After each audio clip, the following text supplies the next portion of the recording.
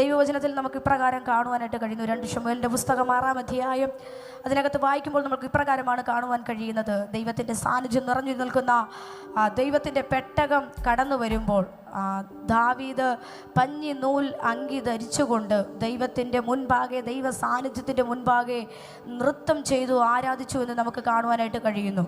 ആ രാജ്യത്തിൻ്റെ രാജാവെന്ന ആ നിലവിട്ട് പദവി വിട്ട് താൻ ദൈവസന്നിധിയിൽ ഇറങ്ങിയെങ്കിൽ ഇന്ന് പകൽക്കാലം ഞാനൊരു കാര്യം ദൈവമക്കളോട് പറയുവാനായിട്ട് ആഗ്രഹിക്കുന്നു. ആരാധന കഴിഞ്ഞ് വരുന്ന ദാവീദിനെ നോക്കി മീകൾ വല്ലാതെ കളിയാക്കി. എന്നാൽ അവളുടെ ജീവകാലത്ത് ഒരിക്കലും ഒരു തലമുറയെ കാണുവാൻ കഴിയാതെ അവൾ നിൽക്കുമ്പോൾ 8-ാം അധ്യായത്തിനകത്ത് നമ്മൾ ഇപ്രകാരമാണ് കാണുന്നത്. ദൈവം യഹോവ അവൻ ചെന്ന ഇടത്തൊക്കെയും ദൈവം അവന് ജയം നൽകി. ഒരിടത്തു പോലും അവൻ്റെ തല കുനിഞ്ഞു പോകാതെ വണ്ണം ദാവീദിനെ ജയമായി നടത്തിയ കർത്താവ് ഇന്ന് പകൽക്കാലം നമ്മുടെ നടുവിലുണ്ട്.